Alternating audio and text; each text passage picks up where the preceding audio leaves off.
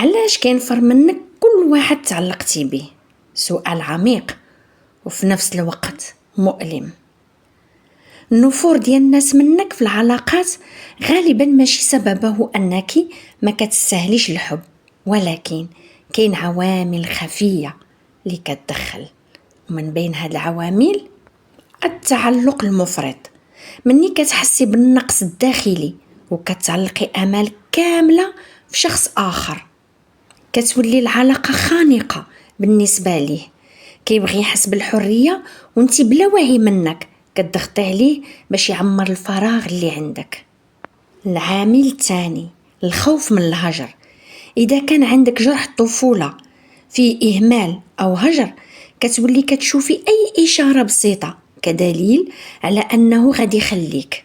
هذا الخوف كيخليك تعاملي بغيرة زائدة، شك أو احتياج، وهذا الشيء كينفر الآخر منك. العامل رقم 3 اختيار نفس النمط من الناس. بعض المرات بلا وعي منك كتجذبي دائما نفس النوع من الأشخاص، الباردين اللي ما كيهتموش أو اللي ما باغينش يلتزموا معك، وبالتالي النتيجة كتعود تكرر. العامل 4 غياب العلاقة مع الذات. مني ما كتكونيش متصالحة ومتصلة مع راسك ما كتجذبيش علاقات صحية. الشخص الآخر كيحس أنك باغية فقط يكمل الفراغ اللي عندك. خصك تعرفي على أن التعلق كيخنق، الخوف من الفقد كيخلق التوتر، الجروح القديمة كتخليك تختاري الناس الغلط. والحقيقة هي هادي، الناس ما كينفروش منك، الناس غير كيعكسوا ليك الهجر اللي عايشة معاه في الداخل ديالك. ماشي هما اللي كيوجعوك، الجرح اللي كيوجعك هو اللي كان ديجا فيك. والسر هنا، مني توقفي تجري ورا الحب وتبداي تعمري راسك بالحب الذاتي والرضا، غادي تكتشفي أن الناس المناسبين كيوليو هما اللي كينجذبوا ليك بلا ما تبدلي أي جهد. وهنا غادي نعطيك جلسة بالتنويم الإيحائي باش تحري الإحساس ديال الاحتياج للآخر وتعمريه بطاقة حب داخلي. غادي نطلب منك أولا تختاري مكان اللي ما غادي يشوش عليك فيه حتى شي حد، مكان ما غادي يقاطعكش فيه حتى شي حد طيلة مدة هاد الجلسة هادي. خدي الوضعية اللي انتي مرتاحة فيها وخلي تركيزك كاملو مع الصوت ديالي. خدي نفس عميق من الأنف، كتم، زفير في أطول مدة.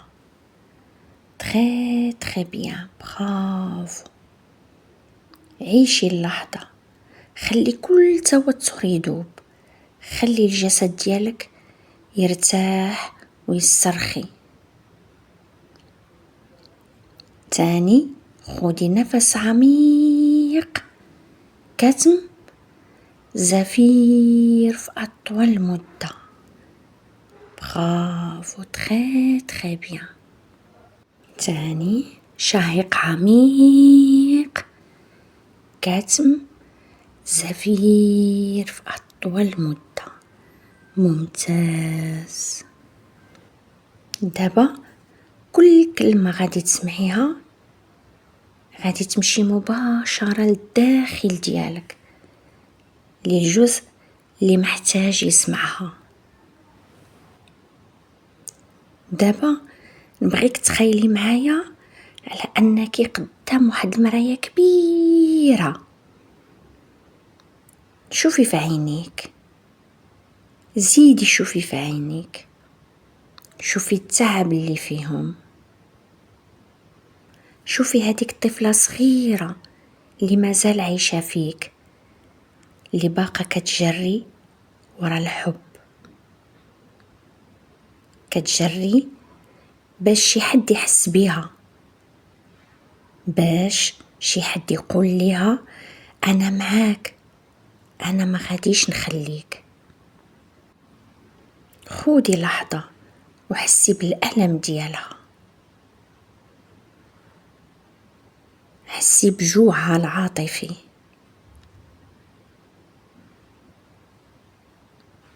والمرة الأولى قربي منها، حضنيها، قولي ليها سمحي لي خليتك بوحدك، سمحي لي ما عطيتكش الحب اللي كنتي محتاجة. من اليوم أنا معاك وغادي نبقى دائما معاك. شوفي كيفاش الطفلة الصغيرة اللي فيك كتولي مطمئنة، كيفاش عينيها كيبداو يضحكوا. استشعري وحسي هاد الإحساس. شوفي كيفاش كتولي كتآمن أن الحب ماشي خصو يجي من برا، الحب هو أنا، هو أنتي. من اليوم غادي تحسي بالحب كيتولد من الداخل ديالك. كل مرة كتفكري في شخص هرب منك غادي تذكري أنه ما هربش منك، هو غير مراية لهجرك الداخلي ديالك. ومن دابا انتي اللي سديتي هاد الهجر وبنيتي جسر جديد مع نفسك. قولي معايا بصوتك الداخلي أنا كافية، أنا كنستاهل الحب. من اللي أنا كنحب راسي كنجذب ليا الحب الصحيح بلا ما نجري وراه.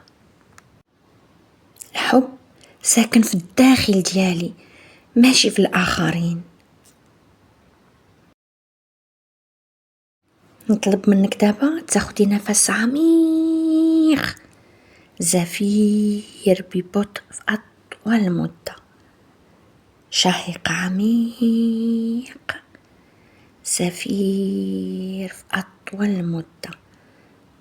حسي بالجسد ديالك كيرجع للطاقة ديالو، حسي بقلبك عامر بالطمأنينة، وكل ما غادي تفتحي عينيك غادي تحسي بخفة، بحرية، وبحب جديد بدا كيزدهر بالداخل ديالك. غادي نحسب من 1 حتى 3 وغادي ترجعي معايا اللحظة الحالية. 1، حسي بالجسم ديالك مرتاح.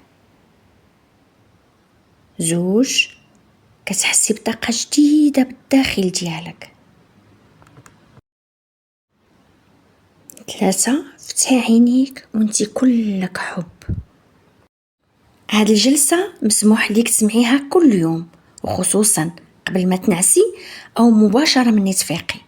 حاولي تكرريها 21 يوم باش الرسائل تدخل العقل الباطن وتبدل البرمجة القديمة. ولا حسيتي بالبكاء أو مشاعر طالعة ما تخافيش، هذه علامة ديال التشافي. كانت معاك كوتش لايا، كوتش في مجال التشافي العاطفي وبناء علاقة صحية مع الذات. القناة ديالي معمولة خصيصا لكل امرأة بغات تعيش حياة أعمق، تحرر من جروح الطفولة وتبني حب حقيقي مع راسها ومع الآخرين. إلى عجبك لهذا الفيديو وما بغيتيش تفوتي المواضيع اللي جاية، ما تنسيش تدعمي القناة بالاشتراك والضغط على زر الإعجاب، وخلي لي تعليق في إحساسك بعد ما سمعتي الجلسة. الدعم ديالك كيخليني نكمل ونشارك معاك محتوى أعمق وأقوى. شكرا ليك حيث كنتي معايا حتى الآخر الفيديو. وما تنسيش الحب الحقيقي كيبدأ منك، ومن اللحظة اللي كتحضني فيها نفسك كل شيء كيتبدل. إلى فيديو آخر، دمتم ومن تحبون بألف خير.